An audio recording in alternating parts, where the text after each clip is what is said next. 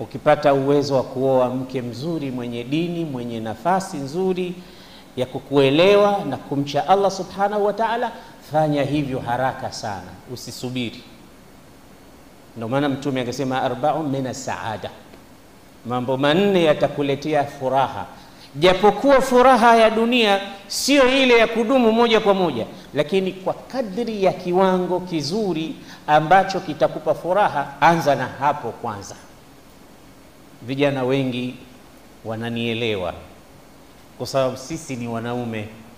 Baba yetu Adam alipoumbwa peke yake, ulama wa tafsiri wanasema kana yamshi fil jannati wahidan faridan wa kaannahu istawhash, alikuwa anatembea tembea tu pale peponi, anakwenda huku anarudi huku peke yake mwenyewe, kana kwamba alipata loneliness, kwa sababu alikuwa nani? Peke yake, anakwenda huku anarudi kule, yuko mwenyewe tu. Alipoumbiwa mwenzake, fa khalaqa minha zawjaha, hapo sasa akaanza kubadilika Adam, akaonekana mtu mwingine. Ndio maana Allah anasema ya ayuhan nasu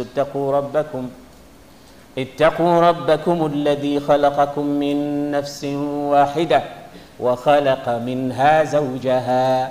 Hii nafsi ya Adam Allah akaitoa mwenzake ambaye ni mama yetu Hawa, na alivyomuumba tu akachora image ya kukuonyesha kwamba wewe mwanamume umesababishiwa utulivu na kutulia kuletewa huyo mwanamke pembeni mwako. Tunasema wa khalaqa minha zawjaha liyaskuna ilaiha katika suratul A'raf. Wa khalaqa minha, na akaumba kutokamana na hiyo nafsi moja ya Adam, zawjaha, mwenza wake, mke wake. Kwa nini? Liyaskuna, inaonekana kama hakuwa na utulivu, hakuwa ametulia. Kwa hiyo kaumbwa huyu ili ampe utulivu.